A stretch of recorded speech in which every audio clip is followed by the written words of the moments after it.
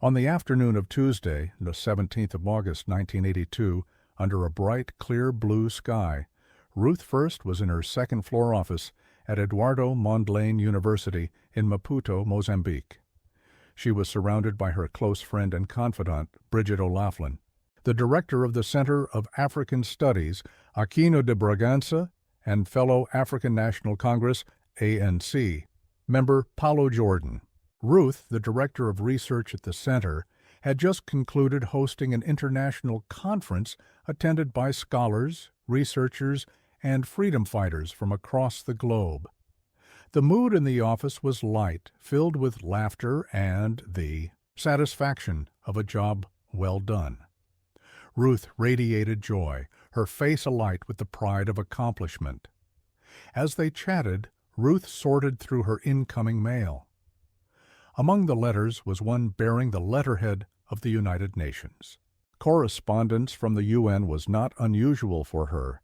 She had collaborated with the organization on numerous projects aimed at global development and justice. But this letter was different. As she opened the large envelope, still laughing and talking, a deafening explosion tore through the room.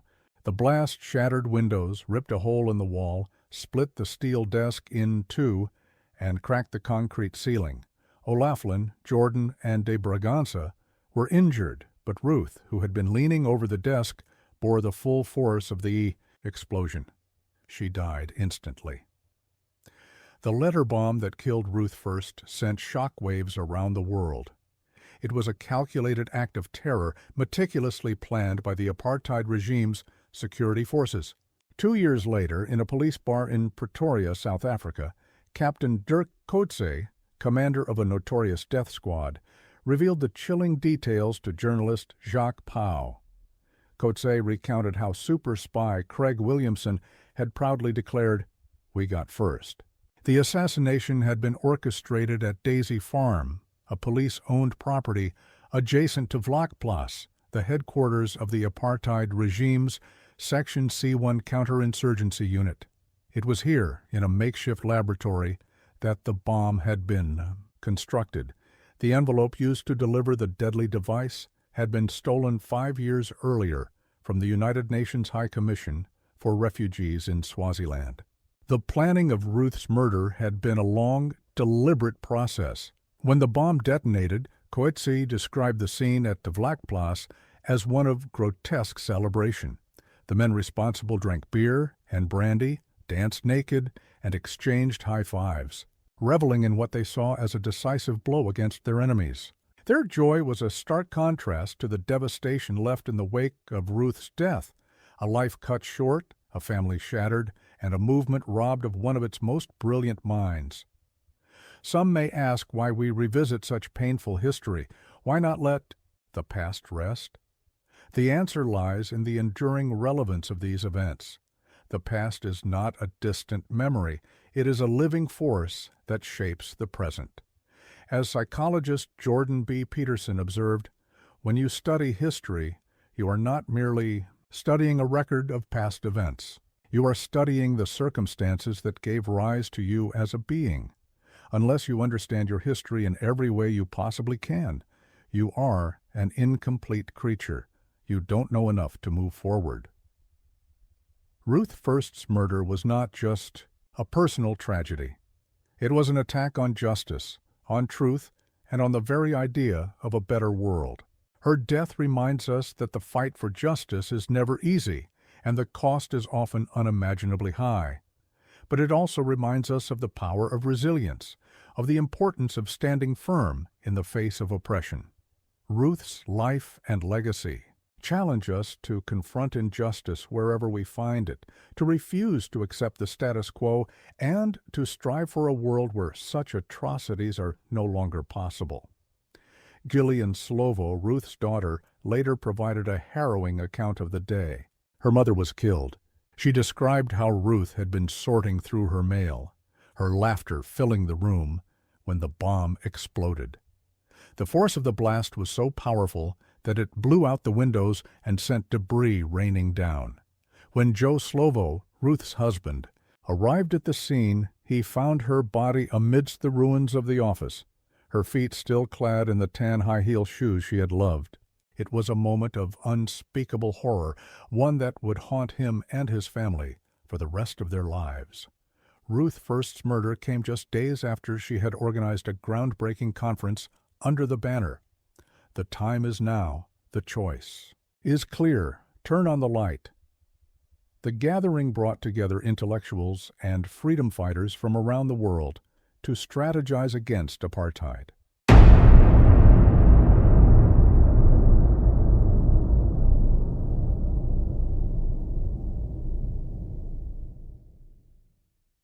Ruth First was not just a revolutionary. She was a force of nature, a woman of unyielding courage, razor-sharp intellect, and profound moral conviction. She dedicated her life to the fight against injustice, inequality, and oppression.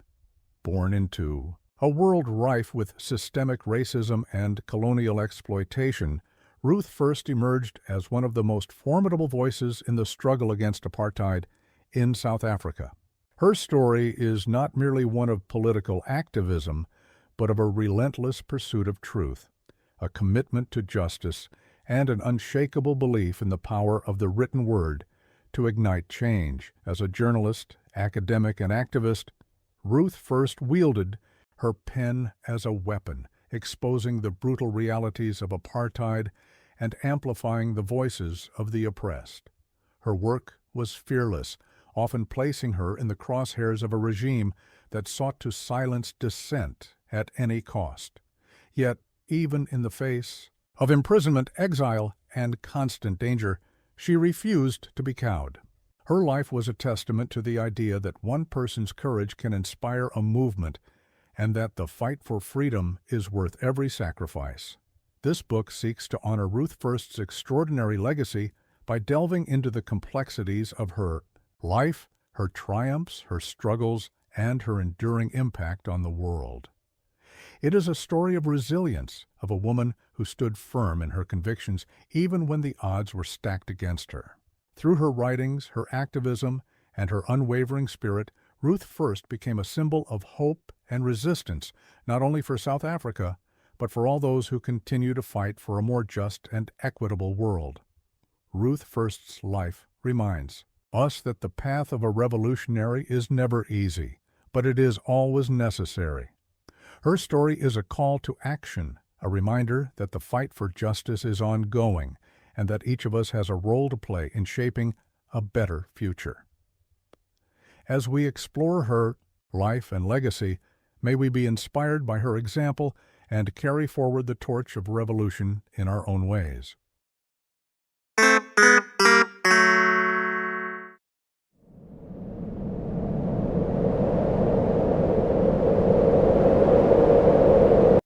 Ruth's background, formative experiences, and political evolution. Every human being is born as a biological organism into a pre-existing society and physical environment.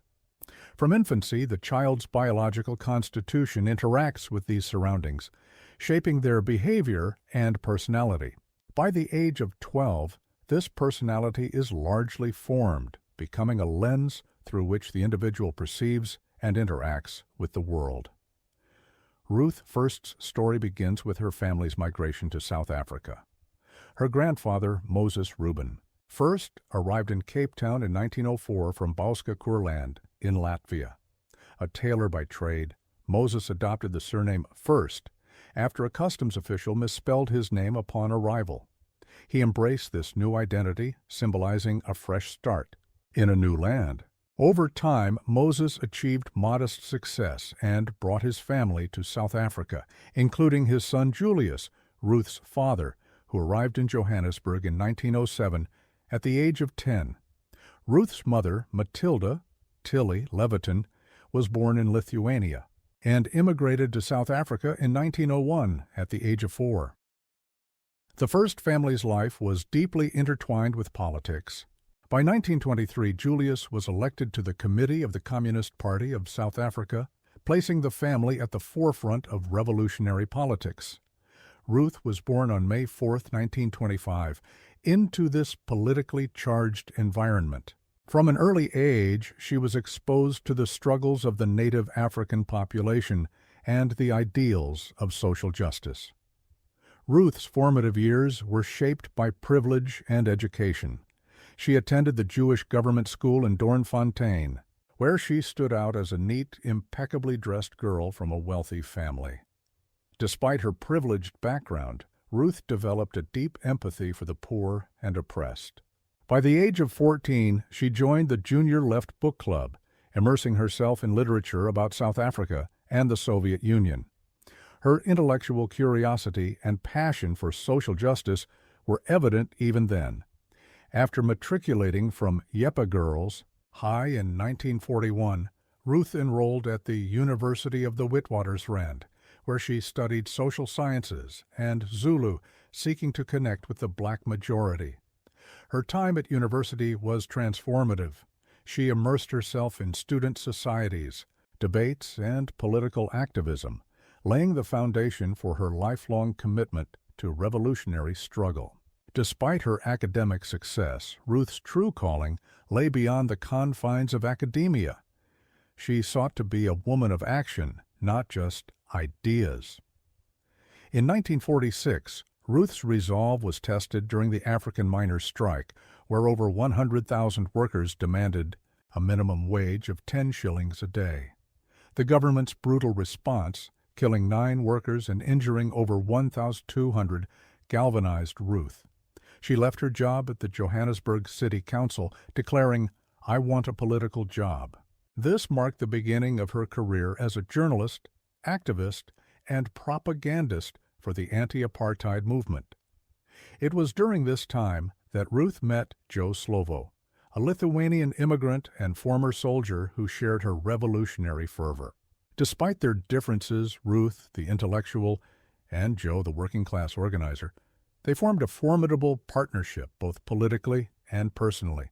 They married in 1949 and had 3 daughters, Sean, Gillian, and Robin, each of whom would go on to make significant contributions to the arts and social justice.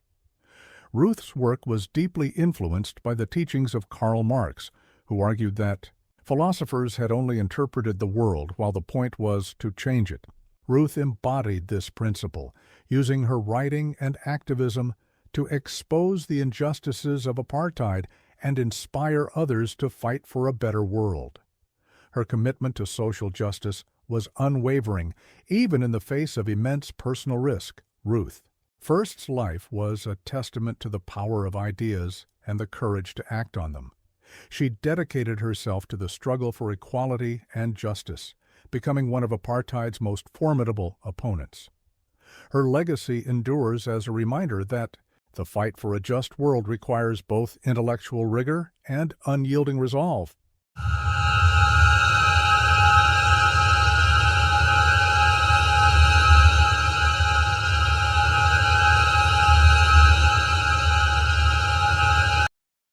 Ruth First's arguments in The Barrel of the Gun and the historical context that shaped her thinking. People have little respect for those who succumb easily to threats or coercion. As Thomas Paine famously observed in Common Sense, the tree of liberty must be refreshed from time to time with the blood of patriots and tyrants. Ruth First's book, The Barrel of the Gun, embodies this sentiment, arguing that oppressed people must fight back against their oppressors to reclaim their dignity and humanity. Written during her exile in England, the book reflects her deep frustration and bitterness at being banished from her homeland, South Africa. It also marks a shift in her thinking, as she concludes that armed struggle is the only viable response to apartheid's brutality. Ruth's thesis in The Barrel of the Gun is stark. When diplomacy and nonviolent resistance fail, the oppressed must resort to force. She draws a distinction between Cold War politics, where conflicts are resolved through negotiation and compromise, and hot war politics, where violence becomes necessary. In South Africa, she argues, the time for Cold War politics had passed. The apartheid regime's relentless violence demanded an equally forceful response. To Ruth, the barrel of the gun was not just a metaphor, but a necessary tool for liberation.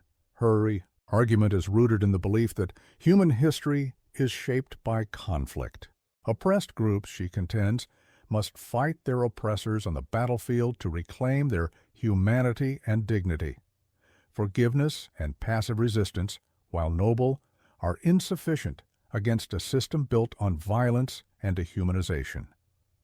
Ruth asserts that the only way to stop a bully is to confront them with equal or greater force. In her view, the anti-apartheid struggle had reached a point where words alone were meaningless. Action was required. Ruth's perspective was shaped by her observations of post-colonial Africa. Between 1964 and 1968, she traveled across newly independent African states, studying military coups and the failures of liberation movements. These experiences reinforced her belief that political freedom could not be achieved without the willingness to fight for it. She saw how fragile independence could be when not backed by the resolve to defend it. Her book serves as both a critique of failed revolutions and a call to arms for those still fighting for freedom. At its core, the barrel of the gun is a challenge to complacency. Ruth dismisses empty rhetoric and calls for decisive action.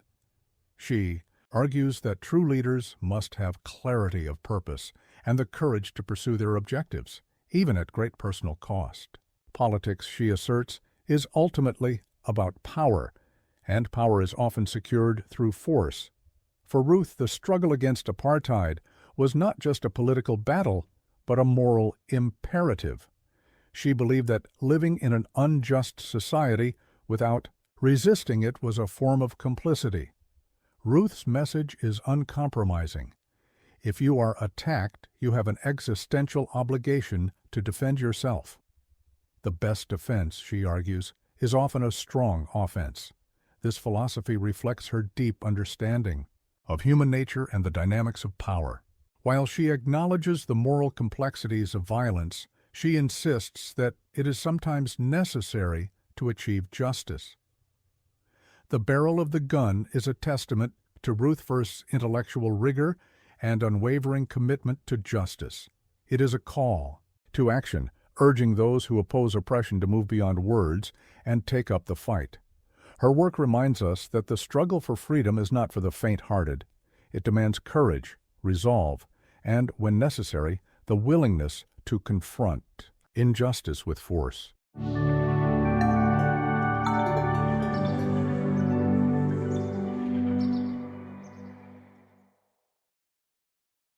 Ruth First, a dedicated Marxist and anti-apartheid activist.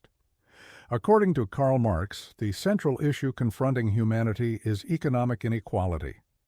The world's limited resources are monopolized by a privileged few, the bourgeoisie, while the majority, the proletariat, are reduced to wage slavery. The capitalist class, owning factories and amassing billions, lives in opulence, while the masses struggle to afford basic necessities. This disparity, Marx argued, is unjust. His solution was to organize the proletariat to overthrow the bourgeoisie, seize their capital, and establish a system where workers collectively owned and managed production. In this communist society, the principle would be, from each according to their ability, to each according to their needs. Marx believed that human society evolves through stages of conflict and resolution. It began with primitive communalism, where people cooperated for mutual survival. This gave way to slave societies where masters exploited slaves. The contradictions between these classes led to conflict, resulting in feudalism, where aristocrats ruled over serfs. Feudalism, in turn, gave rise to capitalism, where the bourgeoisie dominate the proletariat.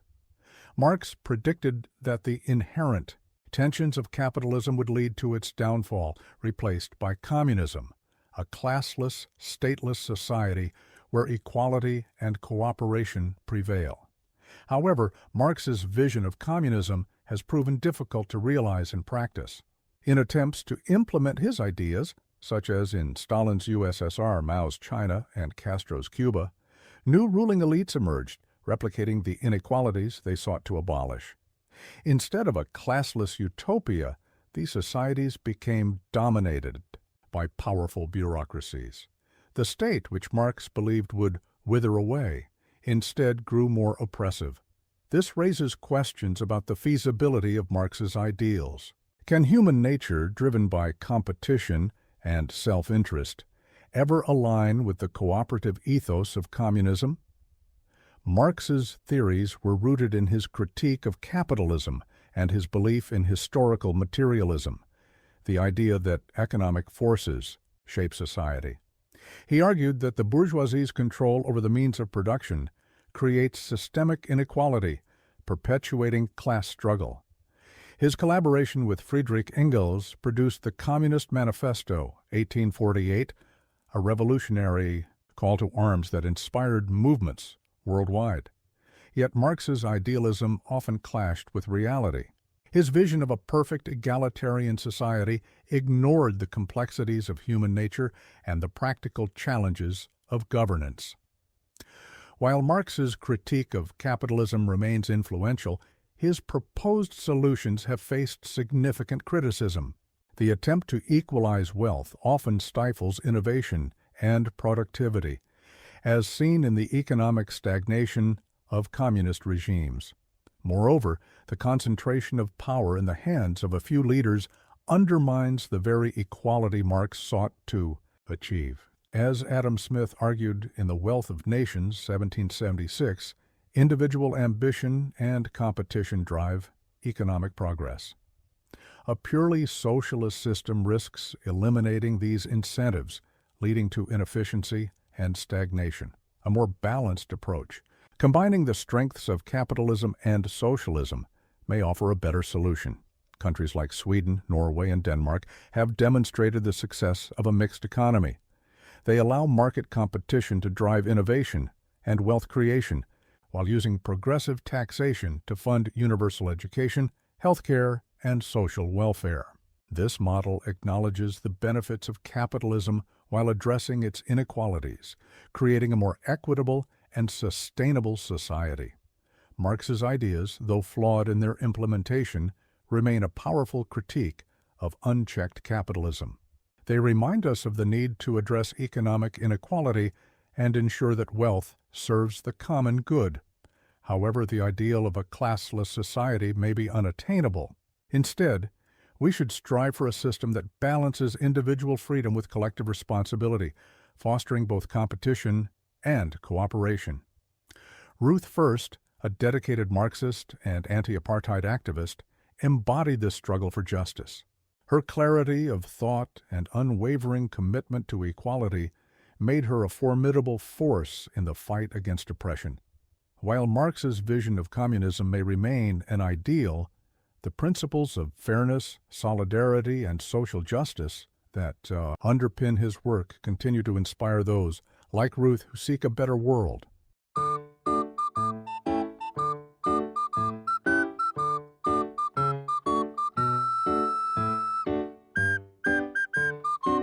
Partnership between Ruth First and Joe Slovo, their political work, and Ruth's unique contributions to the anti-apartheid struggle. The marriage of Joe Slovo and Ruth First was a union of minds, bound by a shared commitment to freedom and justice for all South Africans. Both were unwavering in their resolve to dismantle apartheid and build a nation where diversity was celebrated, not suppressed. Their home in Johannesburg became a symbol of their vision, a space where people of all races gathered freely, defying the apartheid regime's rigid segregation laws. At a time when whites were prohibited from socializing with black South Africans, Ruth and Joe hosted multiracial parties, fostering dialogue and solidarity. Their home was often under police surveillance, a testament to the threat their inclusive ideals posed to the apartheid government. Ruth First was a woman of extraordinary fortitude, yet she embraced her femininity with grace and confidence. She was soft-spoken, stylish, and radiant, embodying a quiet strength that inspired those around her.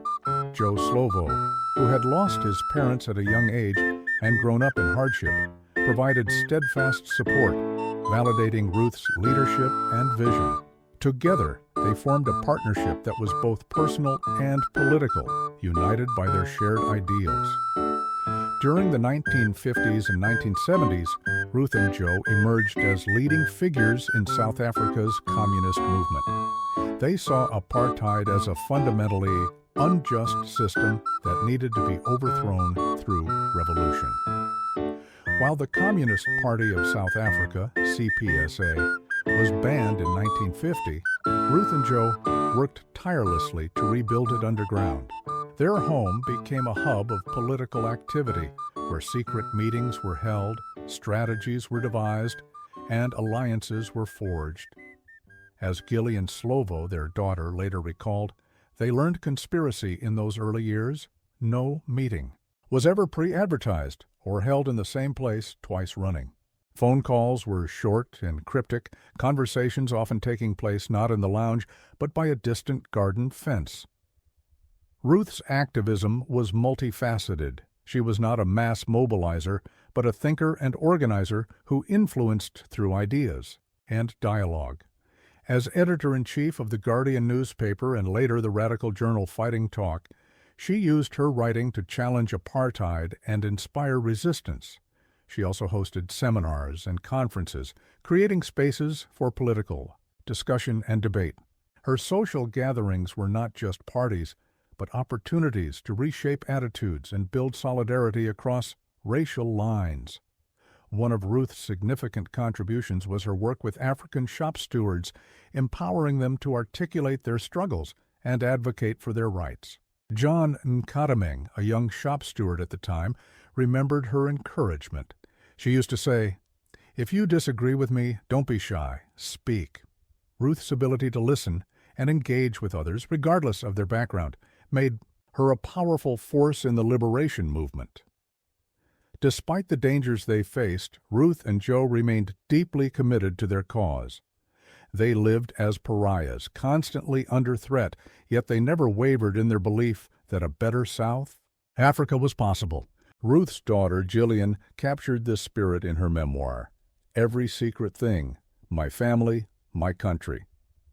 To my parents, politics and political events were integral to their personal life. They stressed the need for social justice, to not stop looking or acting just because you yourself might be comfortably set up. Ruth First's legacy is one of courage, intellect, and unwavering commitment to justice. She was a woman who embraced her femininity while challenging the oppressive structures of her time. Her life reminds us that the fight for freedom is not just about grand gestures, but also about the quiet, persistent work of building connections, fostering dialogue, and inspiring others to believe in the possibility of a better world.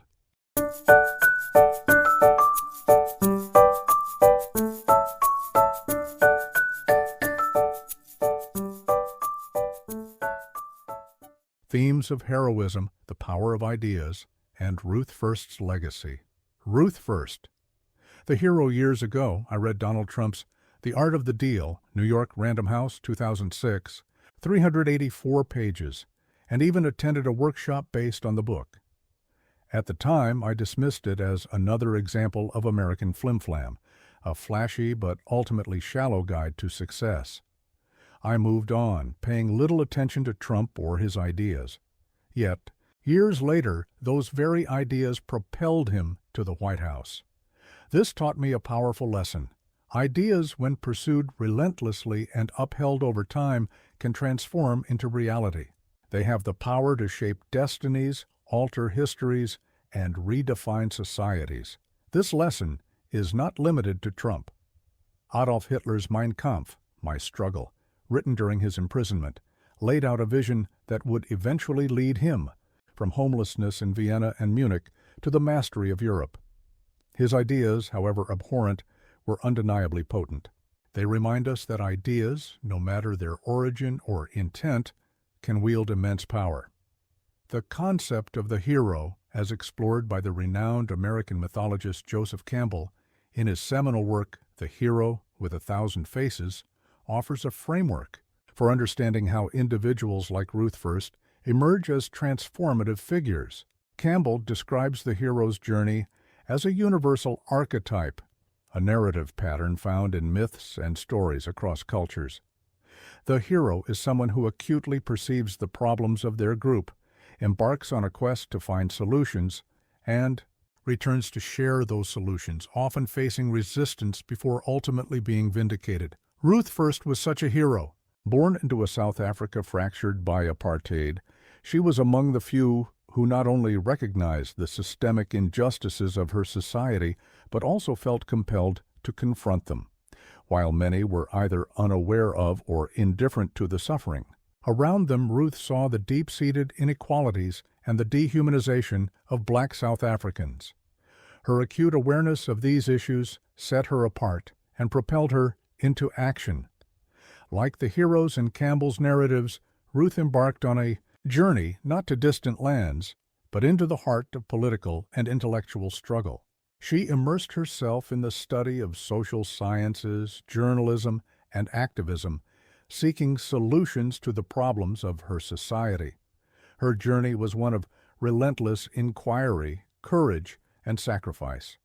She traveled across Africa, studied the failures of post-colonial states, and engaged with revolutionary movements, all while refining her understanding of oppression and resistance. Ruth's return to her group and the people of South Africa was marked by her tireless efforts to share the insights she had gained.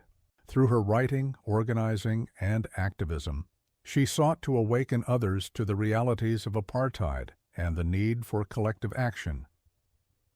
Her work as editor of Fighting Talk and her involvement in drafting the Freedom Charter were attempts to articulate a vision of a just and inclusive society.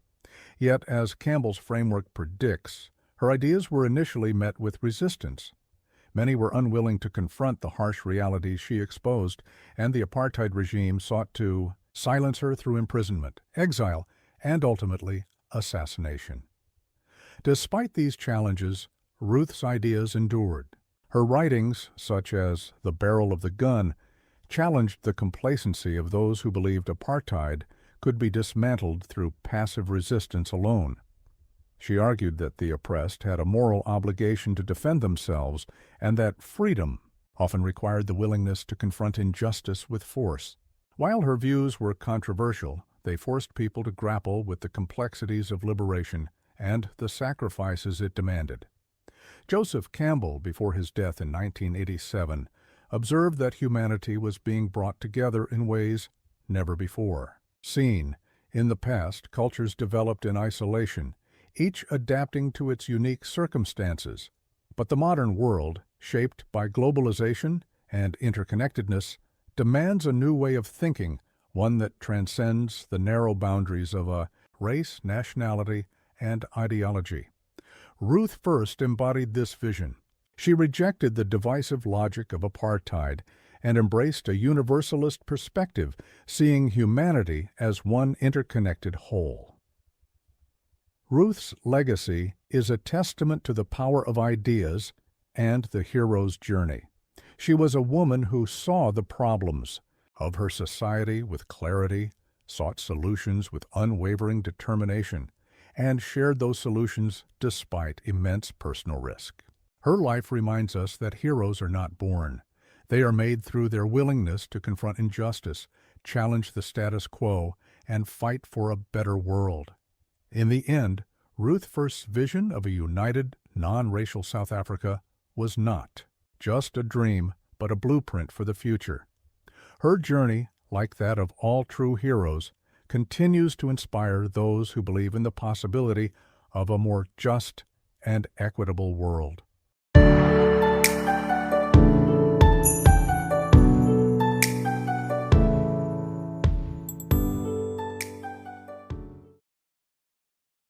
Moral dimensions of economic systems, the importance of love and forgiveness, and the enduring legacy of leaders like Ruth First. Towards the future, a vision of justice and unity. Many years ago, while pursuing graduate studies, I encountered the works of Milton Friedman, the influential economist from the University of Chicago. His arguments in favor of unbridled capitalism were presented with cold, clinical precision, extolling the virtues of free markets and economic efficiency. Yet, as I delved deeper into his theories, I found them profoundly lacking. Friedman's analyses, though intellectually rigorous, were devoid of moral consideration. He championed a system that prioritized profit over people, efficiency over equity, and individualism over collective well-being. To me, this was not just an oversight, it was a fundamental flaw. Any system that excludes morality from its calculus is not only incomplete, but dangerous. A truly civilized society is one that cares for its people, not just its bottom line. Pure reason, untethered from ethical principles, can lead to monstrous outcomes. Consider Adolf Hitler, whose writings in Mein Kampf and Table Talk were exercises in ruthless logic. He argued that the strong should dominate the weak, that powerful nations had the right to subjugate others, and that racial hierarchies were natural and justified. These ideas were rational in their own twisted way, but they were utterly devoid of humanity. They remind us that reason without morality is a force for destruction, not progress. Friedman's philosophy, which he presented as economic science, was similarly flawed. He advocated for unfettered capitalism, arguing that the free market was the ultimate arbiter of value. While he drew on the works of Adam Smith, David Ricardo, and other economic thinkers, his vision ignored the moral imperative to uplift and care for all members of society. Capitalism, as he envisioned it, was a system that rewarded the few at the expense of the many, a system where the bourgeoisie amassed unimaginable wealth while the proletariat struggled to survive. This is not the world we should aspire to. A just society is one that balances the dynamism of capitalism with the compassion of socialism. It is a society where economic systems serve the people, not the other way around. The Scandinavian model of social democracy offers a compelling alternative. In countries like Sweden, Norway, and Denmark, capitalism is tempered by robust social programs. Education, from kindergarten to university, is publicly funded, ensuring that every child has the opportunity to succeed. Universal. Healthcare guarantees that no one is denied care because of their financial situation. These nations prove that it is possible to harness the energy of capitalism while ensuring that its benefits are shared by all. The most pressing issue of our time is economic inequality. The world's resources are finite, yet a small elite hoards vast fortunes while billions struggle to meet their basic needs. This is not just an economic problem, it is a moral crisis. We must reject the notion that some people are inherently more deserving than others. The only worthy attitude toward another human being is one of respect, empathy, and a commitment to their upliftment. Anger at historical injustices, apartheid, colonialism, neocolonialism is understandable, but it is not enough to create lasting change. What we need is love, forgiveness, and a forward-looking vision. Any philosophy that does not center on love for all people and the promotion of mutual social interest is inherently flawed. We must strive for a world where every individual is valued, where no one is exploited or oppressed, and where the inherent dignity of all people is recognized. Ruth First and Nelson Mandela understood this deeply. They were not just leaders. They were visionaries who dedicated their lives to the pursuit of justice and equality. Mandela famously declared, "I have fought against white domination, and I have fought against black domination.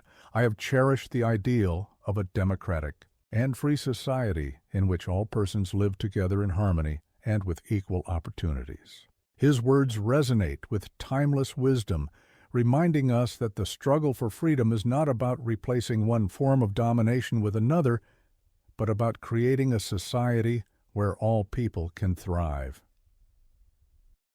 Ruth First, too, was a beacon of hope and courage.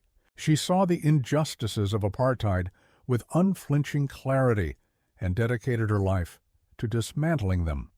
"I am in the world of knowledge," she once said, "and know from relating to hundreds of students that there is no difference between the races and between the sexes. Therefore, all people must be given equal opportunity to compete for every position in society." Her vision was one of radical inclusivity, a world where every individual, regardless of race or gender, could realize their full potential.